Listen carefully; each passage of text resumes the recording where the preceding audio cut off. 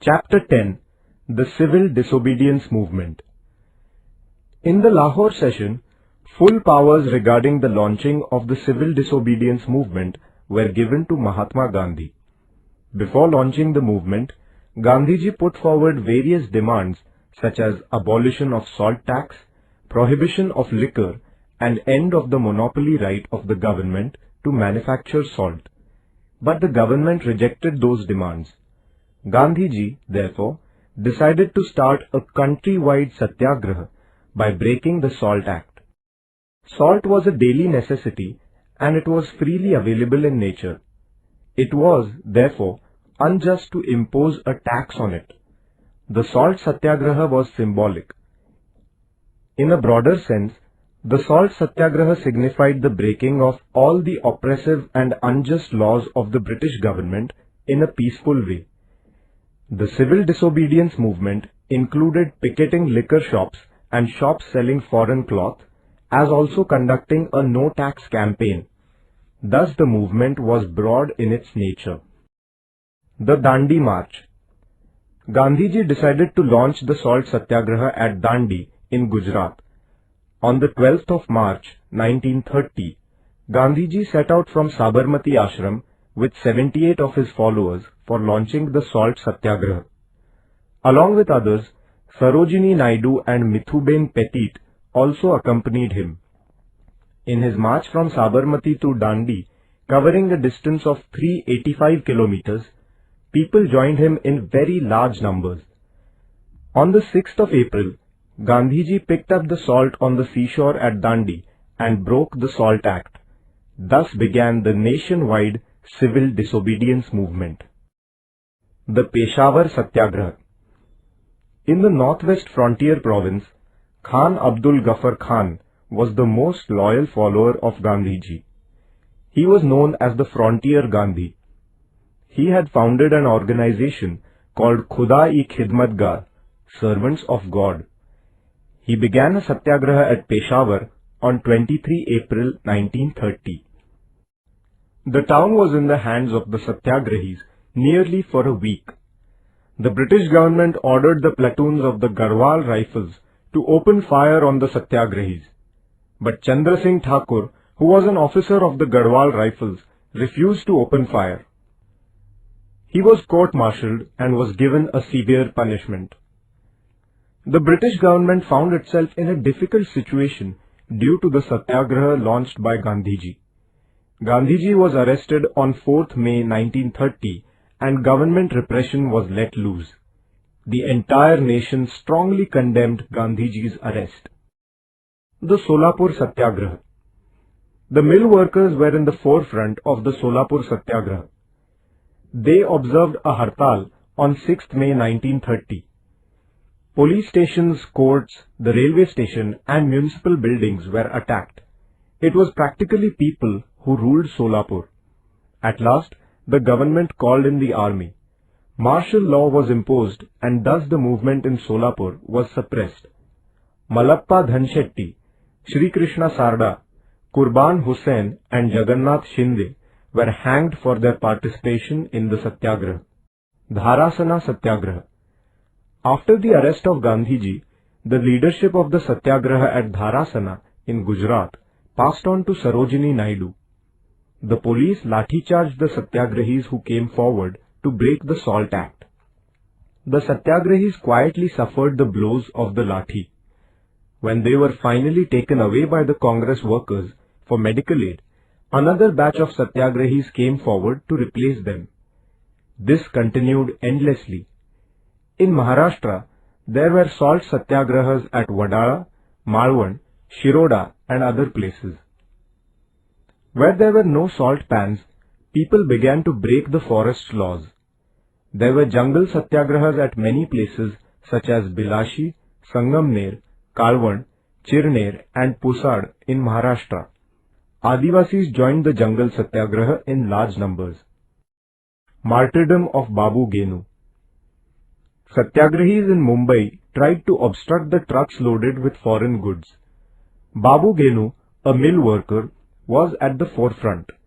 He threw himself down in front of a truck to stop it and did not budge even after police threats. In the end, he was crushed under the truck. The martyrdom of Babu Genu proved to be a source of inspiration for the national movement. Participation of women. Women participated in the Satyagraha struggle in large numbers. They took the initiative in picketing shops selling foreign goods and liquor. Hundreds of women suffered imprisonment. They faced the police atrocities courageously. Kasturba Gandhi, Kamala Devi Chattopadhyay, Avantikabai Gokhale, Leelavati Munshi, Hansaben Mehta, and many other women took the initiative in the Satyagraha. The first Round Table Conference.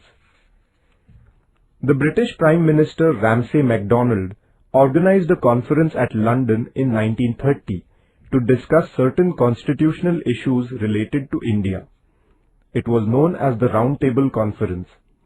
The different political parties in India and the rulers of the princely states sent their representatives to attend the conference. However, the Indian National Congress did not participate in this conference. The National Congress was a body that represented the country. Without the Congress, the deliberations in the Round Table Conference were indeed meaningless. The British Prime Minister expressed a hope that the Congress would join the second round of discussions. In view of the British Prime Minister's appeal, the Viceroy of India released Gandhiji and other leaders from the prison. Thus, a conducive atmosphere was created for the Congress to discuss the issues freely. Gandhi-Irwin Pact. A pact was concluded between Mahatma Gandhi and the Viceroy Irwin. It is known as the Gandhi-Irwin Pact. According to this pact, the British government gave a guarantee that the system of responsible government would be adopted in the proposed constitution for India. The Congress withdrew the civil disobedience movement and showed its readiness to participate in the second Round Table Conference. The second Round Table Conference. The second Round Table Conference was held in 1931. Gandhiji attended the conference as the representative of the Indian National Congress. Along with the Congress, the British government had also invited representatives of the various castes, communities, political parties, and of the princely states. The government raised the issue of minorities in this conference. There were differences of opinion among the representatives on this issue as also on the nature of the federal constitution. Gandhiji tried to secure a consensus, but his efforts proved to be futile. Therefore, Gandhiji returned to India disappointed. The Third Round Table Conference. The Third Round Table Conference was convened in 1932, but the Congress boycotted it. Therefore, this conference also proved to be meaningless. The Pune Pact. Dr. Babasaheb Ambedkar had represented the Dalits in the Round Table Conferences. There he had demanded separate electorates for the Dalits. After the second Round Table Conference, the British Prime Minister Ramsay MacDonald declared the communal award. Accordingly, separate electorates were declared for the Dalits. This division of the Hindu society brought about by the communal award was not acceptable to Gandhiji. Therefore, against this award, he began his fast unto death in the Yerwada prison.